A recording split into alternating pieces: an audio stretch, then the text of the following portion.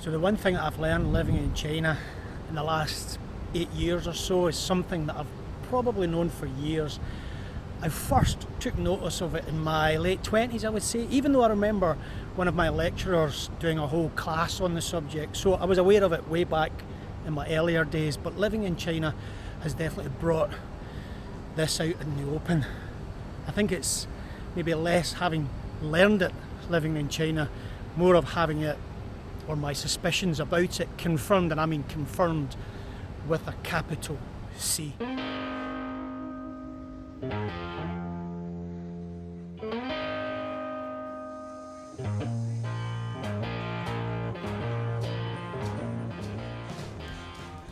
So welcome back to my channel. It is me, Herb, Ian, here in Beijing, and I'm actually walking about the 798 Art District, which is a famous part of Beijing. It's fantastic. The weather is really hot though, but it's fantastic. Come and visit this area. If you do have a chance here in Beijing, then I definitely recommend it. It's the area that I come to if I want to get a little bit of R&R, a little bit of inspiration, and a little bit of coffee and maybe some alcohol and food. Alcohol and food. Anyway, yeah, so this area is just the place to come and experience a lot of different things. I'm just in a coffee shop over here. I left my bag sitting there while I came over and talk to you here on the camera. And I love walking about this area. It's very inspirational. Lots of art, lots of stuff that I think people in the West would be very, very surprised when I share it. And I know that people, when they see my videos, they're always surprised and they always comment that they didn't think China was going to be like this, and it is so true. I think the one thing that I've learned and confirmed from my time here living in China is that people don't have a clear idea of what China's all about and how refined and perfect and exciting China can be. And that's partly because the Western mainstream media don't tell the full narrative, the full story. They actively work together with other influences to give you a story that suits their purpose. So that's what I want to talk about today, so stick with me. I'll also show you this area. I'm in a back street area now, but I will go and have a look around and share with you. So stick with me and I'll talk about this stuff.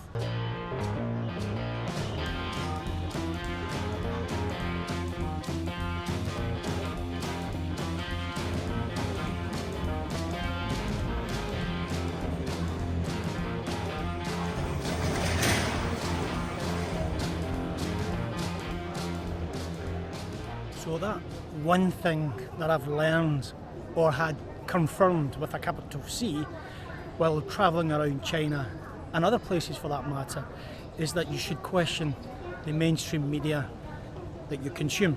Ask questions about what you're reading, watching and so on.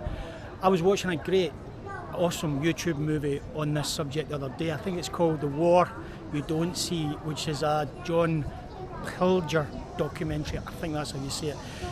He's a newscaster, news correspondent, and he made a fantastic YouTube video, which I'll leave the links below and you can watch that if you want. It's quite long, but it's great. I'm also reading a book called The World for Sale. I'll share that with you somewhere here, and it's eye-opening on how all this works, and I will share links to this stuff below, but I'm not a fool. I understand that this type of manipulation happens everywhere in life. You know, that's marketing for you, but when you look back at recent history and you look at things with that lens of what's true and what might be, well, how can I put it, more efficient with the truth, then you can see how we're all being manipulated. And for me, the Western media are the top dogs at this art form, which is fitting comment for this area. Interesting. These little things here are ice cream. You just scan and take what you want. Can you imagine that? Scan, take what you want, and you pay for it. They'll just get robbed in the US and the UK.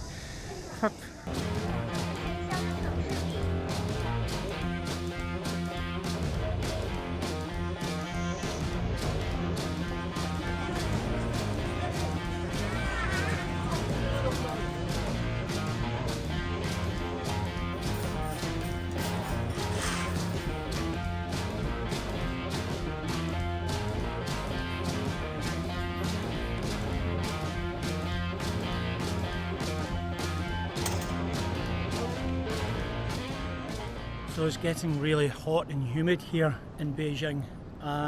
Anyway, I am in my 50s and I can go back to the whole weapons of mass destruction that we saw apparently in Iraq, and all the way up to where we are now with the war in Europe, and now even African nations are under threat because they actually want some control of their own destiny. So now, right on cue, boom, we see the story start to spread about injustices in Africa. I even see it in Scotland simply because Scottish people now are asking questions about independence and their own sovereignty. And we see certain stories being floated in the Scottish media, including the BBC, which we know now not to be so impartial. And it's all stories to force and convince Scottish people away from independence. And also now, yeah, there is that big narrative being constantly dropped in about the China bad, China big, bad China coming to invade us, which is really stupid if you ask me. So that's where we are with some of the mainstream media. And there's a little bit that I can understand when people get that sort of form of manipulation.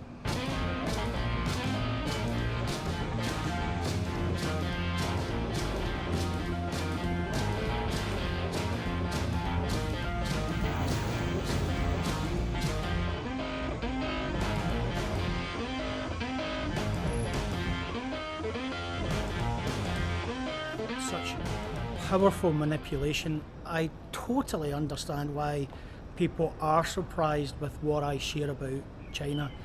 And it also doesn't surprise me, if I'm honest, when I see the nasty comments about I'm not telling the truth, I'm paid, blah, blah, blah. Stupid, to be honest, but it makes me laugh on one hand, and then on the other hand, it kind of makes me a little bit sad because I think it could lead to serious conflict, and also people who are travelling who may be a different ethnicity being attacked or abused or something, and we're seeing that, and it's just awful. But also I think the other thing that really gets me is that the people who will leave the nasty comments are probably living in a country that is on its knees because of the way their government has run the country, and they're not getting the full story of what else is out there, different ways to do things or different ways to live. And I'm actually thinking of the UK here as an example. In the UK, we have people living with the cost of expensive energy, food poverty, food banks, it's a cost of living crisis and so on.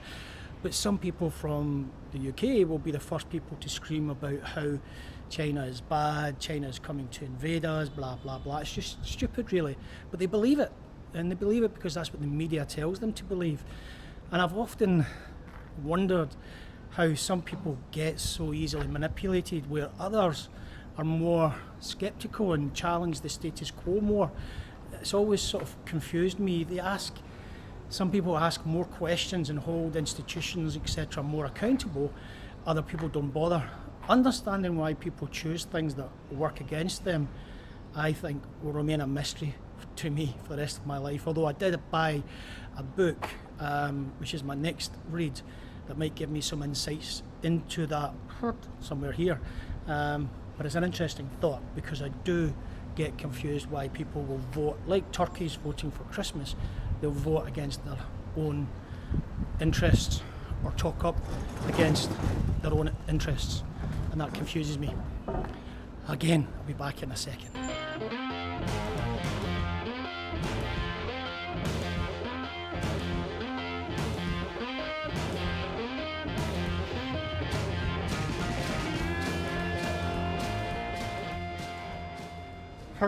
I'm back, it's me. So it's clear that, as far as I'm concerned, and maybe many other people, the trust in the mainstream media is dwindling, and this is affecting their viewing figures, and I would say the traditional media is panicking, and this will probably lead to more sensational stories. After all, bad news and fear creates more advertising revenue, and what is good is that people are now looking for more on the ground information and more first-hand experiences, and this is where I find social media can play a bigger part, which is why partly I do this channel, to kind of try and spread the word of peace. That said, I do fear that this is also being controlled, and more these days it is being manipulated. Anyway, get back to the beginning. The one thing that I have learned from my time here in China is not to believe the Western media on most things, because I've seen from my travelling around China and other places that what I see here and elsewhere is more or less so much more than what you're told. It is safe, people are happier, the country is very advanced, people are relaxed, free, and people on the whole are aligned with their government. So as far as I'm concerned, don't believe what people in the mainstream media are telling you.